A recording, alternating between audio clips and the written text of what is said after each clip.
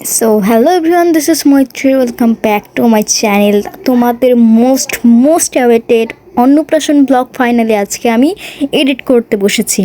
তো তোমরা হয়তো বা বেশিরভাগই জানো যে এটা আমার ভাই, আমার কাকাতো ভাই। ও কিন্তু টিকটকে বেশ জনপ্রিয়। আমার সঙ্গে ওর সাথে ভিডিও ছাড়লেই গাইজ 30-40 হাজার ভিউ হবে। মানে ওকে তোমরা এত ভালোবাসো এবং এত পছন্দ করো যা বলার বাইরে। তো আজকে ওর অন্নপ্রাশন ছিল আজ থেকে প্রায় 3 মাস আগে, যদিও বা আমি একটু লেট করে ভিডিওটা দিলাম তোমাদেরকে। তো অন্নপ্রাশনের প্রথম দিন, যেহেতু 3 দিন ধরে অনুষ্ঠান হয়েছে, তো প্রথম দিনে বাড়ির অনুষ্ঠান থাকে, সেখানে বিভিন্ন পূজাপালির ব্যাপার থাকে, দেন হলুদ ছোঁয়া অনেক কিছু থাকে। তো সেদিন ওর নাম, যে 5টা নাম ডিসাইড করা হয়েছে, সে 5টা নাম এভাবে প্রদীপের নিচে রাখা হয়, যে প্রদীপটা সবার শেষে নিভবে সেটাই ওর ফাইনাল ডাক নাম হবে। তো এমনিতেই যে নাম ডাকে সেই নামই, তাছাড়াও এটা একটা মানে বাংলার নীতি, সংস্কৃতি, সমাজের সংস্কৃতি। তো এটা যেটা নাকি সবার শেষে প্রদীপটা নিভবে সেটা হবে ওর ডাক নাম, এবং সেটা ওর নাম রাখতেই হবে এমন একটা ধারণা বা রীতি রয়েছে। তো এই তো ওইটা শেষে, বাড়ির পূজা শেষে আমরা মন্দিরে কী জানি করলো সবাই বড়রা। ওইটা শেষে আমি হচ্ছে ওর দিদি ভাই হই, সেজন্য আমাকে দিয়ে ওর মুটুকটা বরণ করে নিচ্ছিল না কে করছিল আমি জানি না সঠিকটা।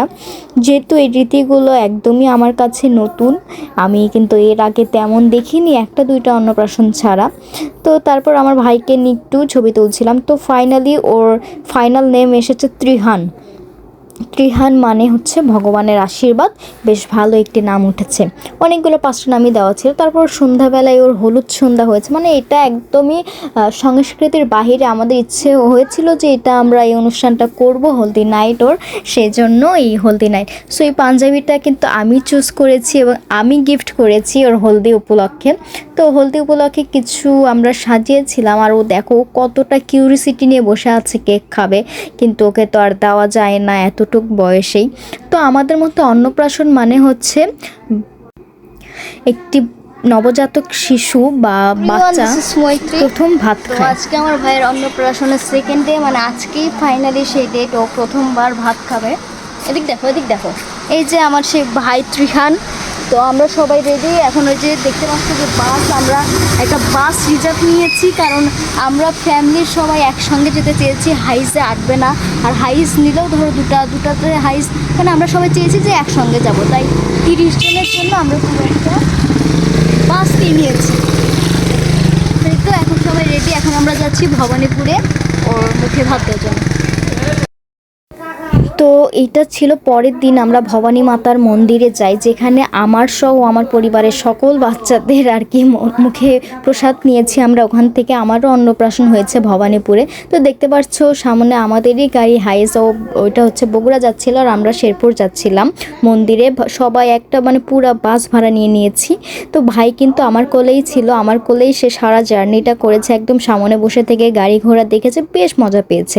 তো ফাইনালি আমরা ভবানীপুরে চলে এসেছি সবার সঙ্গে, পরিবারের সঙ্গে। আসতে বেশ ভালোই লাগলো। বাসে তেমন ওঠা হয় না গাড়ি থাকার কারণে, হুটহাট বছরে একবার, তাও খুব রেয়ার। তো এই তো ফাইনালি আমরা ভবানীপুরে চলে এসেছি। এখন আমাদের ওখানে একটা রুম ভাড়া নেওয়া হয়েছে। তো রুমে গিয়ে আমরা সবাই চেঞ্জ করি, মানে ভাইকে হচ্ছে অন্নপ্রাশনের যে পাঞ্জাবি ছিল ওগুলো পরিয়ে দেওয়া হয়েছিল। তার আগে আমরা একটু মন্দিরে ঢুকে মাকে প্রণাম করে যাই। তো প্রথমে মন্দিরে ওকে প্রসাদ দেওয়া হয়, মানে ঠাকুর মশাই কি সন্দেশ প্রসাদ, বা বাড়িতে যে আগের দিন পুজো হয়েছিল সেই প্রসাদটা তুলে দেয়। এবং তারপর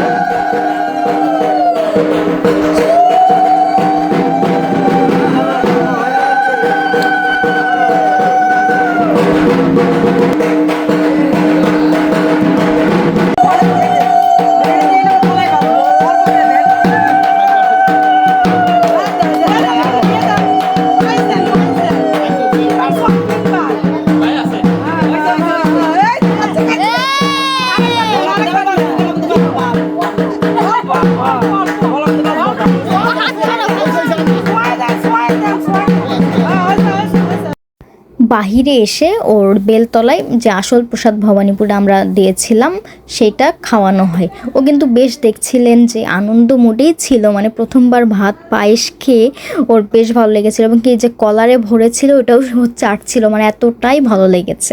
তো ভাত খেয়ে সে অন্য মোডে দেখো কতটা খুশি ছিল, কতটা হ্যাপি ছিল, যদিও বা একটু বেশ গরম ছিল।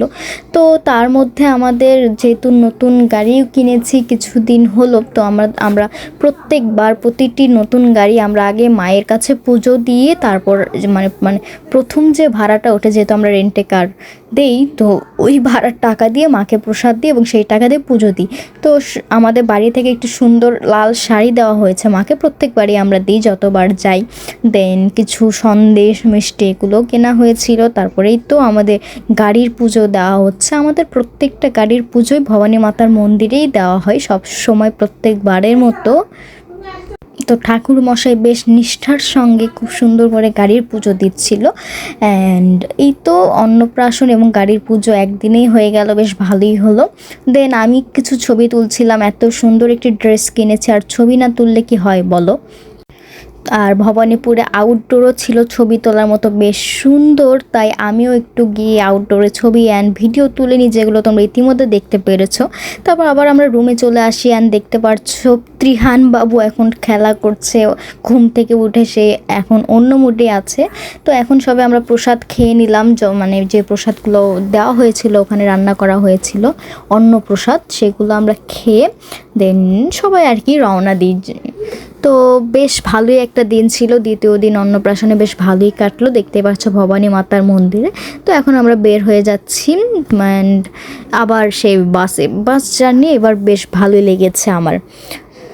তো এবার চলে যাব আমি, এই তো তার সঙ্গে গাড়িও আমাদের চলে যাচ্ছে, গাড়ি আমাদের আগে রওনা দিয়েছে অ্যান্ড বাসে আমরা পরে রওনা দিয়ে দিই। যদিও বা গাড়ি ছিল, গাড়ি ফাঁকাই ছিল, দুইজন ছাড়া আমার ভাই ড্রাইভ করছিল, যদিও বা গাড়িতে যেতে পারতাম কিন্তু যাইনি, কারণ বাসে পরিবারের সঙ্গে সবাই একসঙ্গে যাওয়া মজাই আলাদা।